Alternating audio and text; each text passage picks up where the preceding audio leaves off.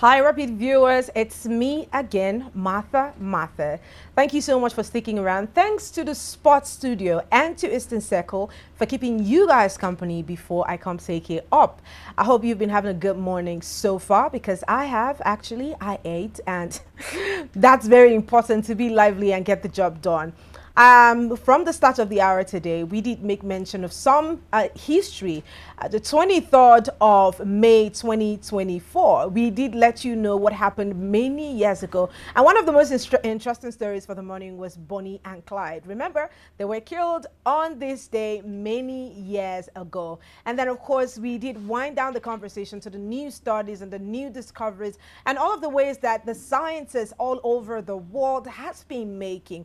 Of course, after that, we did give you headlines on the newspapers, letting you and giving you appropriate insights into what Nigeria is looking like on the covers of the paper. Moving on from there, we join the sports studio to give you sports updates and then Eastern Circle. And right about now, we are in for the big story this Friday. And yes, of course, we did make mention of the fact that today is World Obstetric and Fistula Day. This is one illness that has bedeviled our country, Nigeria, and many parts of the world as well.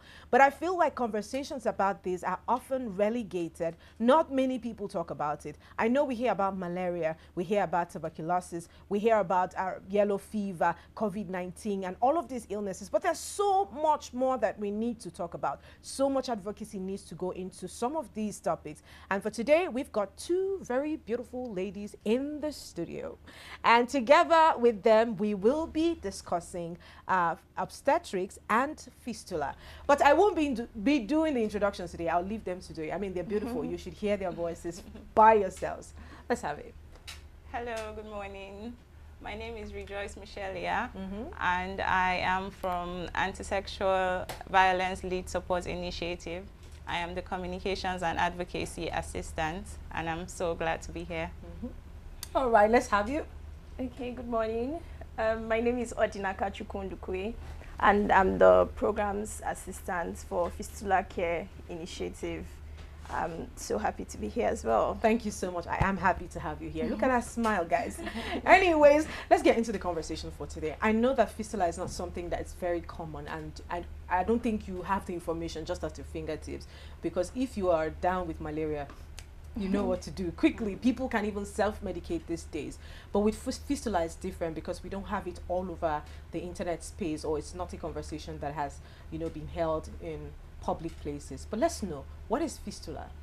Okay, so fistula is actually an opening, a hole between the urinary tract and the genital tract. So it could be between the vagina and the bladder, or urethra, and even the rectum. So what happens is that there is urinary incontinence, meaning that you get to leak urine or leak feces depending on the type of fistula.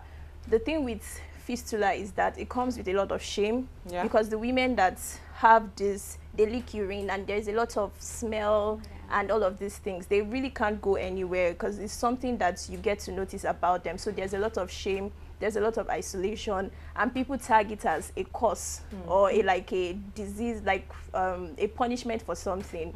So it's really a shameful thing, and most people don't know about these things, and that's why awareness is very, very important. It really devastates women that go through this. Okay. So let's say, how does a person have fistula? Okay. Okay, let's have Riri take All right.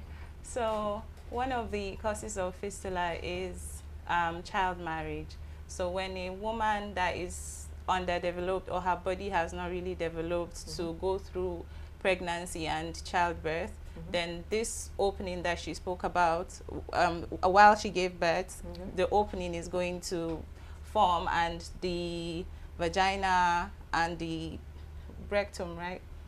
The skin from the vagina and sometimes the anus, there's an opening, and this causes the urine or sometimes even stool to leak out uncontrollably. All right. Yes. So just to add to it, usually early child marriage is a cause.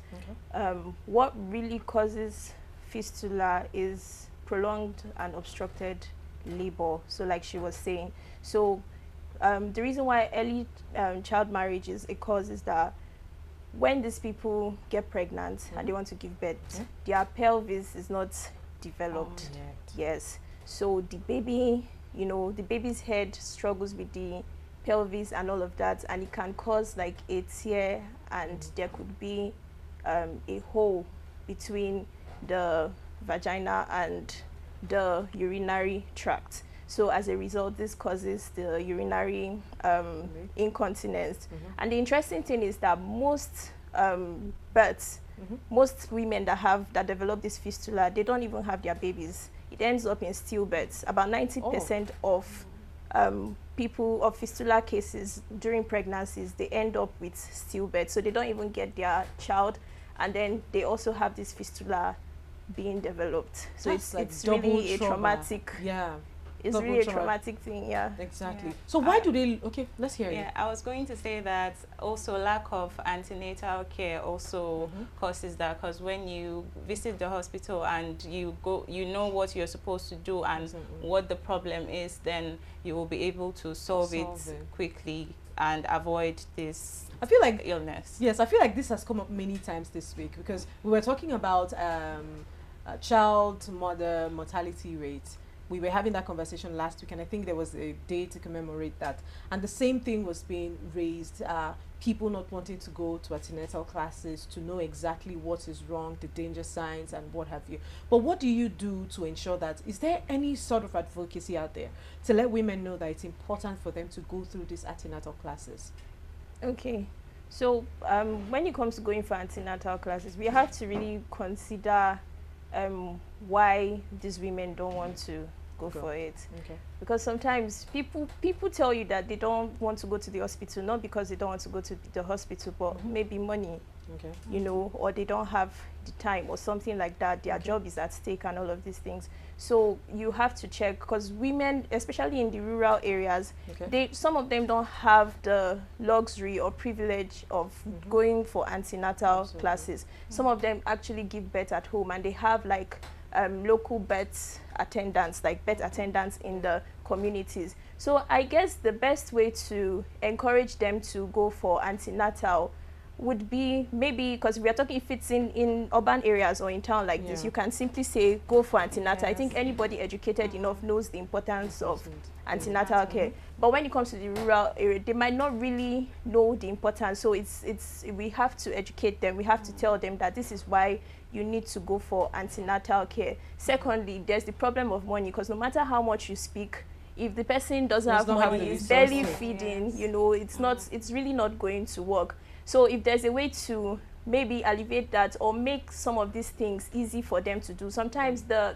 healthcare center is far, and they don't have maybe the money for transport, or they don't have the strength to go there. Maybe they are thinking about, because some of them, they work daily, they get paid daily. They feel like, they waste half their day, in the hospital, when they can, get some work done. Exactly. So if there's a way to look at these routes, and tackle it from there. I wouldn't say free transport, I wouldn't say, getting them money, but I'm just trying to paint a picture that it's quite bigger than just saying they should be educated or go for antenatal. But the truth is, most primary health cares, they do antenatal. Antenatal care is free in most primary health cares. So while we are trying to create a balance to say, okay, it's not because they don't want to go, they probably don't have access to these things. There are also the larger population that think that one pregnancy is the same with another pregnancy, and so I've done it before, I can do it again. I don't need a doctor. So that's why I'm asking about the advocacy.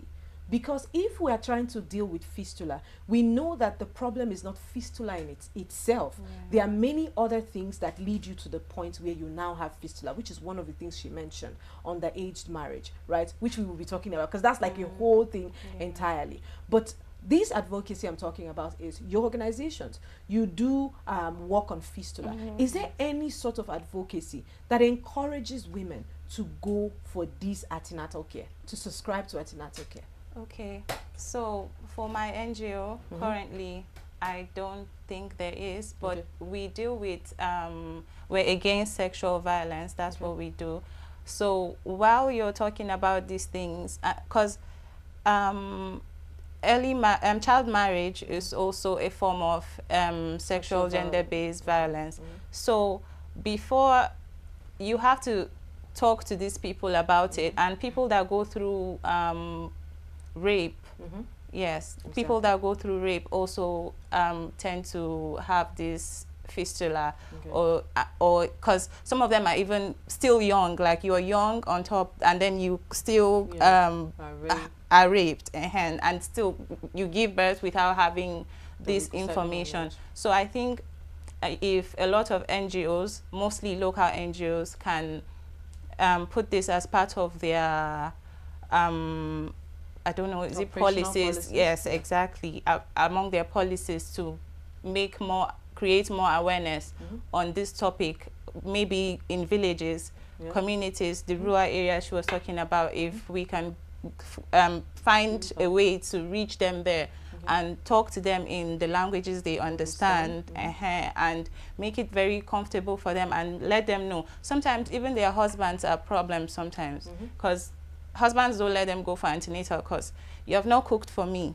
You have not, the children, they need, their clothes need to be washed. There are a lot of chores in the house. You can't go for antenatal care. That's because even the husbands are not aware of these problems that they can face. So if both the mothers and the husbands are educated on these topics, then it will go a long way. Yeah. So you made mention of something, saying most of the people that have fistula also almost never have their babies. Why do you think this is? Okay, so fistula is usually caused by prolonged or obstructed labor. So the baby is in there for a long time. Usually, what even causes this prolonged labor is that some of them think that, oh, this will be a simple thing I can do at home, and then there are complications, and sometimes they don't have access to a maternal care, center or obstetric center, and so they stay at home for so long, and when the baby is in there, it just gets even worse. By the time it's time to give birth, the baby is gone. Yes. I just wanted to add a little bit to the previous thing that you mentioned, because you talked about antenatal care. As good as antenatal care is, I'm not sure it's a real solution, or how will I put it? It's a solution, logical. But not logical, like an effective solution. Yes. I think that people can give birth in their homes, right? With fistula, the problem happens when it's time for labor. So complications can happen around that period. Now, if there are skilled birth attendants or midwives to handle such situation, or there are, emergency obstetric care centers around, for referral and all of those things, it can be taken care of at the moment. So I would say that when it comes to preventing it, aside the social issue of early marriage and all of that, it would be best to get train attendants in those communities, yes, to handle situations that could cause prolonged labor or obstructed labor. And if it's too much for them, they can refer the person, to a care center. Hopefully it's not so far, and then the professionals there can further take care of it. All right, thank you so much for that one. Now, what are the symptoms of fistula? I know you've made mention of uncontrollable urine and stool, but how do you know that you have fistula? Okay, so a major one is really the urine leaking. But aside the physical symptoms, one thing that affects them is the shame and the trauma. They are isolated. They can't go anywhere. Imagine having to go places and you don't know, you can't control the urine. So some of them that can afford to, they wear Pampers, they wear things to hold that, yes, because urine smells. And sometimes, I don't know, if you come close to somebody with fistula, you usually smell the urine. And that's why some of the times their husbands can't stand with them. them, Yes, so when they get that, they say their cost and all of that stuff, especially people that are not educated enough, and they do away with them. So the major thing with fistula, aside the uncontrollable urine and feces and all of that, is the shame. Is a very, very big deal. Is the shame, the stigma that comes with it. Sometimes even in rural areas, these people send the women back to their father's house, you know, and take another wife. So when you think of the shame of that, the shame of not being, you know, amongst your peers, maybe some even lose businesses because they can't do, you can't run a business when, you know, like that. So these are like the major things when it comes to fistula. But before then, you know, you'd usually have the normal complications of pregnancy. Yes, the normal pain you have, abdominal pain, all this kind of stuff, you know, when the fistula is developing. But the lasting one is the urine or feces incontinence. So it's not something that can be detected at birth. So it's after a while. No, at Can birth. it can be okay. Usually with these women, after they've given birth, right, and they're trying to recover, they just realize that they can't hold it. Yes, and so they would go to the hospital and try to find out. And sometimes because people are not so aware of this, and you know, in the rural areas, they might want to treat it themselves or say it's an infection or it's something like that. But from one thing to another, they would realize that it's not that, and eventually they get to know that okay, this is actually a condition, and they need help. Anything to add? Yes. Let's hear you. She has mentioned a lot of it, but she mentioned infections, and I think that's also a very a big symptom to show that you have fistula. So if you see there's recurrent infections, it keeps coming back. So I feel like if you see those symptoms, or you know, or you see that that person might have that, then you should go to a nearby health center to get checked whether that is it, or if you are like if you have the signs that you're going to have it, or that kind of pregnancy. Yes. So are we saying that this is something that is related only to people who have given birth? Okay, so pregnancy comes with its, like, really brings out the what were we? You don't want to say the worst. No, like it makes it come out more, right? It makes it it develops, you know, with pregnancy, like when you've given, because it's from that first birth that people discover it. But things like female genital mutilation, you know, because it's not just an underdeveloped pelvis. Even female genital mutilation can cause this hole between, you know, the urinary tract and the genital tract, the vagina and the urethra and all of these things. So it's not necessarily just pregnant women, but most times it's a major cause of fistula is prolonged or obstructed labor. And even with the female genital mutilation, there might not really be such issue until you want to give birth. And then you see that there is a tear, because usually when that happens, there are scars around the area, and scars are not elastic enough, and so there is a tear, and that's how, you know, fistula, the hole develops as well. So really a major cause of fistula is obstructed or prolonged labor. Okay, so I have an addition, sorry. Fistula, we know the obstetric fistula, which is the one for pregnant women, but there I feel like we should also put into consideration the other types of fistula, which also men can have. Oh, yes, beautiful. Yes, like the anal one, which is from the one that happens from the anus to the skin around the anus to, yes, it affects both men and women. And there's the one on the, I think it connects from the intestine to your skin, which are like different parts of your organs of your body, the inside of your body and the outside of your body, and there's a hole somehow that is not supposed to be there. So I think there should be more awareness on that as well. Okay, so for the men, I'm so interested in that, because all of the conversation have been centered around the woman. Yes. How do they come down with anal fistula? I feel like there's an infection too around there. There are pores. Yes, and those pores, when they start to form pus, yes, and instead of the pus to come out, it goes back inside. inside. Yes, and when it goes inside, then it starts to form hole. a hole where it's not supposed to form. Yeah. So that's how it comes about. Yes. Amazing. Anyways, that's a new discovery. But then let's move on. Is this a treatable disease or something? Can it be treated? Can someone who was down or who has been diagnosed with fistula, is it possible for the person to be whole and to be better again? Yes, yes. Okay. The treatment for fistula, obstetrics fistula, is surgeries, repair surgeries. Okay. So once the surgery is done to close that opening, then the person will be whole again. So it's not a lifelong.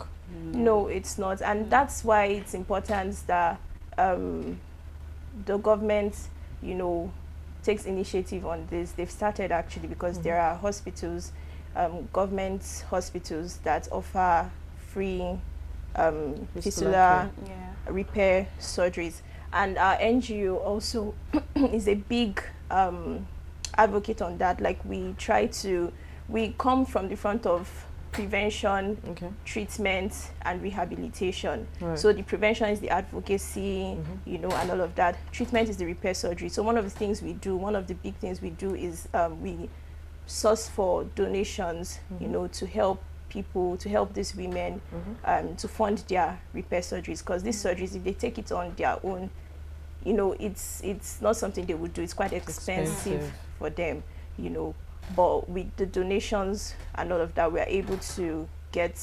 surgeries, free surgeries for women. So surgeries, repair surgeries are the treatment, or the solution is the solution for fistula. Yes. Okay.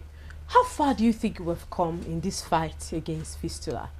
Because I remember at a time in the 2012, there were conversations, movies. I remember one particular movie was by Stephanie Okereke. That particular movie addressed fistula and, how the treatments are, the shame, the stigma that these people experience. But I don't think after then there's been any major conversation around fistula. Is this something that your organization, as well as the government, is doing behind the scenes and don't want to bring forward? Or how far has this journey been? Is this something you're seeing that Nigeria can be free from in the next couple of years? Okay, so the UN has this goal or mission to eradicate fistula by 2030. Okay. And we are actually in 2025, so we have like 5 years. to go. I don't know how feasible that will be. Okay. But so far, there are advocacies around fistula. The government is really doing, I spoke about like hospitals where you can have free repair surgeries. And the government also has, like, in some areas, some states, they have emergency obstetric care centers for women. And also some they also train skilled bed attendants. But the question now is, how much can they do really that would really show the effects or that would bring an impact? So they are doing something, but is it really is it matching the burden that we see? So that's the question, and that's why this advocacy really is everybody's responsibility. So it's not just fistula care initiatives responsibility, it's everybody's responsibility. We try our best to communicate with stakeholders and all of that to make sure that we have funds for donation. We are doing campaigns and all of that. But where you are, you can educate people, because the truth is not many people have heard that there is something called fistula, obstetric fistula, that women go through this. So it starts by having that conversation with somebody, and then helping where you can. You might donate to help fund surgeries. You might also do advocacy, like campaigns and all of that. You might also go into rehabilitation and reintegration, because aside the surgery is one part. These women have to come back into the society. They also have to heal and all of that stuff. So there is that as well. And that's why there needs to be partnership and collaboration, not just with the government, but with other civil society as well. Yes. Thank you so much. And yes, it is important for us to note that fistula, just like gender-based violence, just like every one of those things that we're advocating every single day. It's important that we speak about it. And there are certain things that we need to do as well in the area of advocating to end child marriage, because I feel like this is why the numbers in the north is quite, you know, higher than that every other place. And this is a call to every single one of us: have the necessary information at your fingertips. And that's why we bring all of this information to you when we can, so that we can keep you informed and educated on the things that borders on your health and your safety. And this today is the day to end obstetric fistula, and that is why we have had Michelia Rejoice from Asviol, yes, from Asviol Communications, and she is the advocacy assistant. Yes. Right, of course, we have Odinaka Chuku Undukwe, and she is the program assistant Fistula Care Initiative. And together we have been having this conversation. Thank you so much for joining us in the studio. Thank you for having me. All right, I hope you did learn a thing or two, because I did. Especially what she said. You know, I was interested. But anyways, thank you again. Next time when we get back up here, you know, it's Friday. We'll be giving you artist updates. Of course, we'll be playing a couple of songs to keep you jiggy for the Friday. But for the meantime, I'm signing out from this conversation. To be back.